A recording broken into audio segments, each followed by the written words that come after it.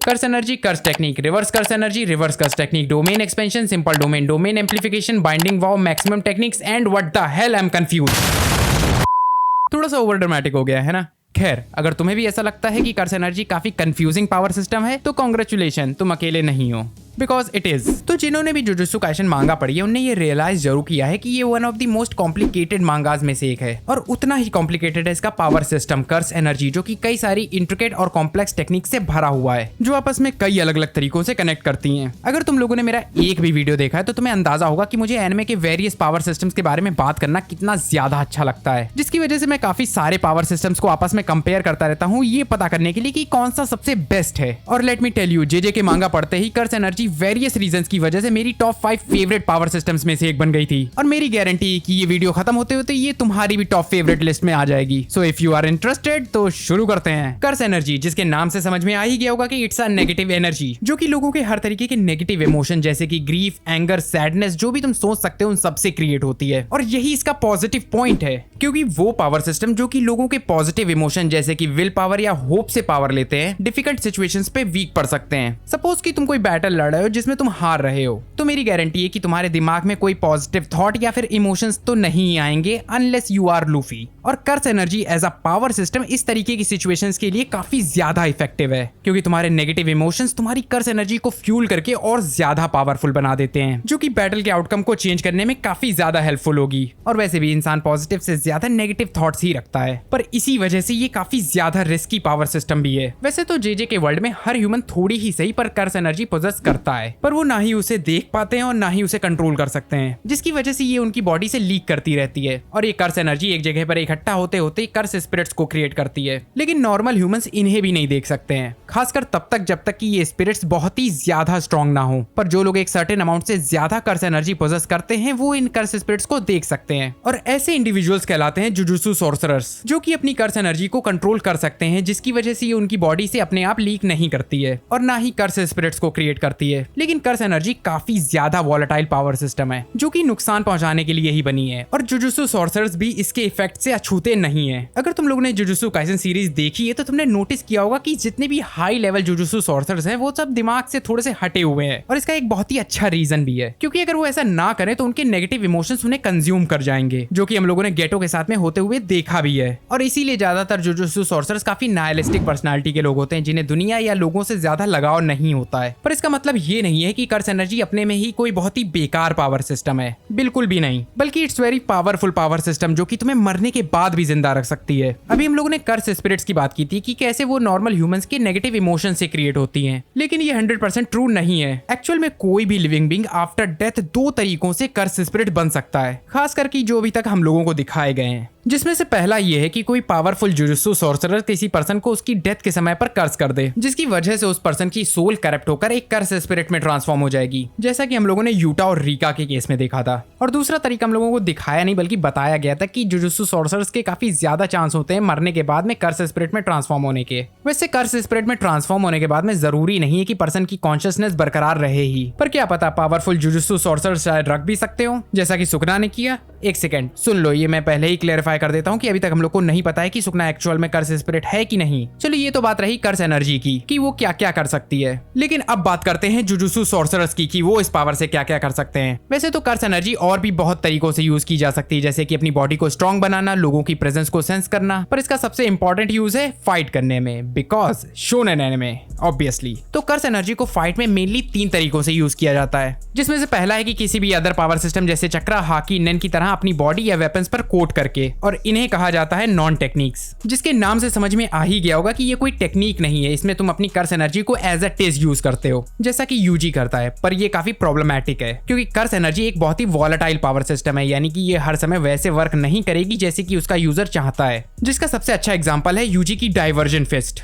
जैसे कि जब यूजी अपनी कर्स एनर्जी कोटेड फिस्ट से किसी को पंच करता है तो उसके पंच और उसकी कर्स एनर्जी में 1 सेकंड का लैग रहता है, यानी कि उसका पंच 1 सेकंड पहले पड़ता है और कर्स एनर्जी उसके बाद में आती है। वैसे ये यूजी की इनक्रेडिबल स्ट्रेंथ की वजह से उसके लिए तो कोई प्रॉब्लम नहीं खड़ी करता है, पर सोचो कोई दूसरा पर्सन अगर ऐसा करना चाहे तो ये तो उसके लिए लाइफ और डेथ की सिचुएशन हो जाएगी, और इसीलिए ज्यादातर जुजुत्सु सॉर्सरर्स इसे यूज नहीं करते हैं। चलो अब बात करते हैं सेकंड तरीके की, यानी कि कर्स टेक्निक, और यही है सबसे इंपॉर्टेंट तरीका जो कि ज्यादातर जुजुत्सु सॉर्सरर्स यूज करते हैं। और इसी में सीरीज की अप्रोक्सीमेट 80% एबिलिटीज फॉल करती हैं। कर्स टेक्निक को समझने के लिए तुम्हें ये समझना पड़ेगा कि अगर कर्स एनर्जी इलेक्ट्रिसिटी है तो कर्स टेक्निक वो इलेक्ट्रिक अप्लायंस जैसे हीटर या एसी है जो उस एनर्जी को हीट या कोल्ड में ट्रांसफॉर्म करता है। या फिर ऐसे समझो कि कर्स टेक्निक एक्चुअल में एक स्पेसिफिक एबिलिटी होती है जो कि पर्सन को बाय बर्थ मिलती है और इन्हें यूज करना सीखा नहीं जा सकता है, जैसे कि नारुतो में केकी गेनकाई। यानी इन्हें यूज करने के लिए तुम्हें इनके साथ बॉर्न ही होना पड़ेगा और इसीलिए इन्हें नॉन लर्नेबल टेक्निक्स भी कहा जाता है। सीरीज में आगे बढ़ने पर तुम्हें ये अंदाजा लगेगा कि ये टेक्निक्स एक्चुअल में कुछ भी हो सकती हैं, जैसे कि मगुमी की 10 शैडोज से लेकर के गोजो की लिमिटलेस, सबकी सब कर्स टेक्निक्स ही हैं। और इसी के बाद आता है थर्ड और फाइनल तरीका, यानी कि लर्नेबल टेक्निक्स। वैसे तो ये कोई रियल टर्म या टेक्निक्स नहीं है, बल्कि जुजुत्सु सॉर्सरर्स अपनी कर्स एनर्जी को एक स्पेसिफिक तरीके से मैनिपुलेट करके एक खास तरीके का मूवमेंट क्रिएट करते हैं जो कि नॉन टेक्निक से ज्यादा रिलायबल होता है और इन्हें कोई भी पर्सन सीख सकता है और इसीलिए इन्हें लर्नेबल टेक्निक्स कहा जाता है। वैसे ये काफी वीक होती हैं तो इन्हें सिर्फ नॉर्मल कर्स टेक्निक्स को काउंटर करने के लिए यूज किया जाता है, जिसका काफी अच्छा एग्जांपल है मीवा का न्यू शैडो सोर्ड स्टाइल। चलो ये बात तो हो गई कर्स एनर्जी और कर्स टेक्निक्स की। अब बात करते हैं रिवर्स कर्स एनर्जी और रिवर्स कर्स टेक्निक की। और हाँ, ये दोनों डिफरेंट हैं। रिवर्स कर्स एनर्जी तो जैसा कि हम लोग जानते हैं कि कर्स एनर्जी एक नेगेटिव एनर्जी है जो कि लोगों के नेगेटिव इमोशन से क्रिएट होती है और इस वजह से ये काफी डिस्ट्रक्टिव भी होती है, जो कि फाइट करने के लिए तो बहुत ही बढ़िया है, पर अगर तुम इससे अपनी बॉडी को हील करना चाहो तो तुम ऐसा नहीं कर पाओगे, क्योंकि कर्स एनर्जी एक नेगेटिव एनर्जी है जो कि इंसानों के लिए काफी स्ट्रेसफुल होती है। तो इस प्रॉब्लम को सॉल्व करती है रिवर्स कर्स एनर्जी, जो कि बिल्कुल वैसी ही है जैसे इसका नाम है। यानी कि अगर कर्स एनर्जी नेगेटिव एनर्जी है तो ये पॉजिटिव एनर्जी है जो कि ह्यूमंस को हील कर सकती है। वैसे तो इसे क्रिएट करने का प्रोसेस जो है वो मांगा में काफी वेगली एक्सप्लेन किया गया है, पर इसे क्रिएट करने की जो बेसिक इंफॉर्मेशन है वो हम लोगों को गोजो के थॉट प्रोसेस से मिली है। यानी अकॉर्डिंग टू गोजो, जैसे कि मैथमेटिक्स में दो नेगेटिव नंबर्स को आपस में मल्टीप्लाई करने पर एक पॉजिटिव नंबर मिलता है, वैसे ही नेगेटिव कर्स एनर्जी को आपस में और ज्यादा कर्स एनर्जी से मल्टीप्लाई करने पर पॉजिटिव रिवर्स कर्स एनर्जी मिलती है। और इस रिवर्स कर्स एनर्जी की सबसे इंपॉर्टेंट प्रॉपर्टी ये है कि ये ह्यूमंस के लिए तो काफी ज्यादा फायदेमंद है, जो कि उन्हें हील कर सकती है, पर ये कर्स स्पिरिट्स के लिए उतनी ही खतरनाक है, क्योंकि ये पॉजिटिव एनर्जी है जो कि कर्स स्पिरिट्स को इंस्टेंटली डिस्ट्रॉय कर सकती है। जो कि महारागा से अपनी फाइट में सुकना ने भी माना था कि अगर वो एक कर्स स्पिरिट होता तो चाहे वो कितना भी ताकतवर हो, महारागा की सोर्ड ऑफ एक्सटर्मिनेशन से टच करते ही वो डिस्ट्रॉय हो गया होता, क्योंकि ये सोर्ड पॉजिटिव एनर्जी से एनवेलप्ड थी। ये तो बात रही रिवर्स कर्स एनर्जी की। अब बात करते हैं रिवर्स कर्स टेक्निक या फिर कर्स टेक्निक रिवर्सल की। एक्चुअल में रिवर्स कर्स टेक्निक कुछ भी नहीं बल्कि जुजुत्सु सोर्सर्स की कर्स टेक्निक का ऑपोजिट पार्ट है। मतलब जैसे रिवर्स कर्स एनर्जी का ऑपोजिट पार्ट है, वैसे ही रिवर्स कर्स टेक्निक का ऑपोजिट पार्ट है। यानी कि जब कोई जुजुत्सु सोर्सरर अपनी कर्स टेक्निक को कर्स एनर्जी की बजाय रिवर्स कर्स एनर्जी से एक्टिवेट करता है तो उसकी कर्स टेक्निक अपने ओरिजिनल इफेक्ट का ऑपोजिट इफेक्ट क्रिएट करती है। जैसे कि गोजो की लिमिटलेस कर्स टेक्निक ब्लू, जो कि नॉर्मली कर्स एनर्जी से एक्टिवेट होने पर हर चीज को अपनी तरफ अट्रैक्ट करती है, पर इसी कर्स टेक्निक को रिवर्स कर्स एनर्जी से एक्टिवेट करने पे इसका कलर ब्लू का ऑपोजिट रेड हो जाता है और वो हर चीज को अपनी तरफ अट्रैक्ट करने की बजाय रिपल करने लगती है। और इसी तरीके से किसी भी कर्स टेक्निक में कर्स एनर्जी की जगह रिवर्स कर्स एनर्जी को ऐड करना ही रिवर्स कर्स टेक्निक कहलाता है। पर ज्यादातर सॉर्सरर्स इसे यूज नहीं करते हैं, क्योंकि कर्स एनर्जी से रिवर्स कर्स एनर्जी को क्रिएट करना काफी मुश्किल प्रोसेस है और थोड़ी सी भी रिवर्स कर्स एनर्जी को क्रिएट करने में बहुत ही हाई अमाउंट में कर्स एनर्जी रिक्वायर होती है। खैर, ये तो रहे कर्स एनर्जी और कर्स टेक्निक को यूज करने के अलग अलग मेथड्स। अब बात करते हैं जुजुत्सु सॉर्सरी के पिनिकल के बारे में, यानी कि डोमेन एक्सपेंशन। जब कोई जुजुत्सु सॉर्सरर अपनी कर्स टेक्निक को 100% मास्टर कर लेता है तब वो डोमेन एक्सपेंशन क्रिएट करने के कैपेबल बनता है। तो डोमेन एक्सपेंशन एक्चुअल में एक बैरियर टेक्निक है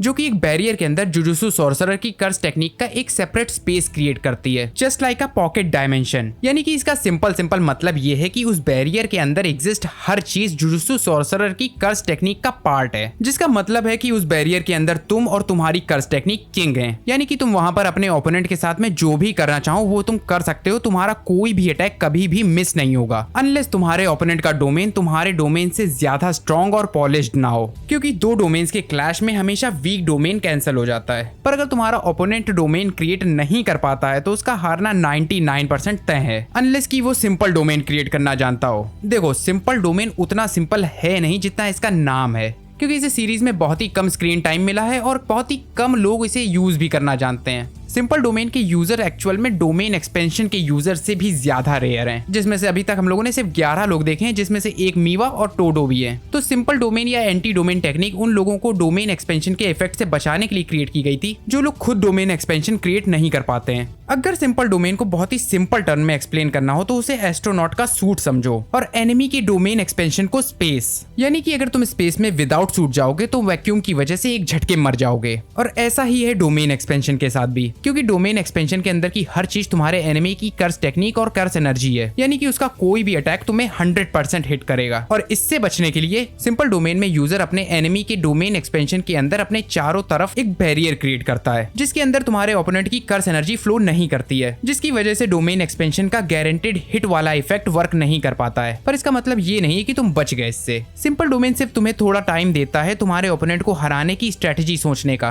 क्योंकि ये काफी वीक होता है और स्ट्रॉन्ग डोमेन एक्सपेंशन इसे कुछ ही सेकंड में डिस्ट्रॉय कर सकते हैं। तो जब हम लोग बात कर ही रहे हैं डोमेन और कर्स टेक्निक्स को डिस्ट्रॉय करने की, तो बात करते हैं डोमेन एम्प्लीफिकेशन की। और ये भी सिंपल डोमेन की तरह एक एंटी डोमेन टेक्निक ही है, जो कि काफी हद तक डोमेन एक्सपेंशन और सिंपल डोमेन का कंबाइंड वर्जन लगता है। तो डोमेन एम्प्लीफिकेशन में यूजर अपनी बॉडी के चारों तरफ अपने डोमेन की एक थिन लेयर क्रिएट करता है, जैसे कि हंटर में यूज होने वाले ऑरा क्लोक की तरह। और ये लेयर किसी भी अदर सॉर्सरर की कर्स टेक्निक या फिर डोमेन एक्सपेंशन के कांटेक्ट में आते ही उन्हें न्यूट्रलाइज कर देती है, जिसकी वजह से इसके यूजर पर किसी भी तरीके की कर्स एबिलिटी का असर नहीं होता है। और जोगो ने इसी टेक्निक से गोजो की लिमिटलेस को भी बाईपास किया था। And let me tell you, domain amplification ही वन ऑफ द 2 रीजंस में से एक है जिसकी वजह से मुझे curse energy as a power system इतनी ज्यादा पसंद है, क्योंकि ये टेक्निक स्ट्रेटेजिक बैटल जिनमें तुम्हें अपने ओपोनेंट को हराने के लिए उसकी एबिलिटी का पता लगाना होता है कि वो कैसे वर्क करती है या फिर उसे कैसे स्टॉप किया जाए, उसमें लगने वाले टाइम और एफर्ट को बाईपास कर देती है। ये एबिलिटी काफी यूजफुल है, वो भी खासकर तब जब तुम और तुम्हारे ओपोनेंट की स्ट्रेंथ बराबर हो लेकिन उसकी एबिलिटीज उसे एडवांटेज दे रही हो, क्योंकि बहुत ज्यादा स्ट्रॉन्ग यूजर पर ऑब्वियसली ये भी एबिलिटी वर्क नहीं करेगी। देखो, डोमेन एम्प्लीफिकेशन से तुम अपने ओपोनेंट की कुछ कर्स टेक्निक्स और डोमेन एक्सपेंशंस को तो रोक सकते हो, पर कुछ ऐसी टेक्निक्स होती हैं जिन्हें रोक पाना लगभग नामुमकिन होता है, और इन्हें कहा जाता है मैक्सिमम टेक्निक्स। डोमेन एक्सपेंशन को हटा दिया जाए तो ये टेक्निक किसी भी जुजुत्सु सॉर्सरर की कर्स टेक्निक का सुपीरियर वर्जन होता है। इन टेक्निक्स की रॉ पावर एक्चुअल में डोमेन एक्सपेंशन के इक्वल ही होती है, पर इनकी डिस्ट्रक्टिव कैपेबिलिटीज डोमेन एक्सपेंशन से भी कई गुना ज्यादा होती है, क्योंकि डोमेन एक्सपेंशन की तरह इनकी पावर को कंटेन करने के लिए कोई बैरियर नहीं होता है। और ये टेक्निक्स इतनी ज्यादा रेयर होती हैं कि अभी तक हम लोगों को सीरीज में सिर्फ 3 लोग दिखे हैं जो ये टेक्निक यूज कर सकते हैं।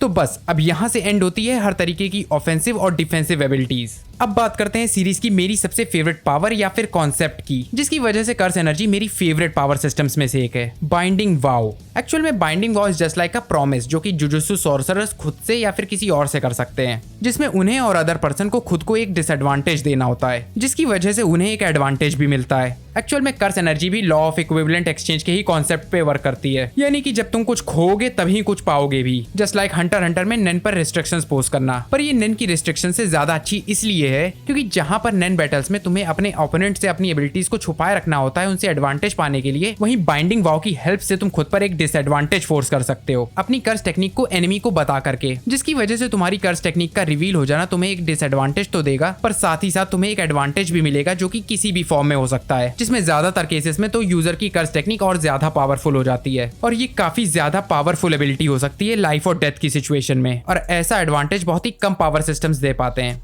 So that's it. ये काफी कंप्रेस्ड एक्सप्लेनेशन थी जो कि मैं कर्स एनर्जी के बारे में बताना चाहता था, पर अगर तुम्हें कर्स एनर्जी या फिर किसी और पावर सिस्टम के बारे में डिटेल में जानना है तो मुझे कमेंट्स में जरूर बताना। तो अगर वीडियो अच्छा लगा हो तो लाइक करो यार। तो फिर मिलते हैं अगले वीडियो में। सायोनारा।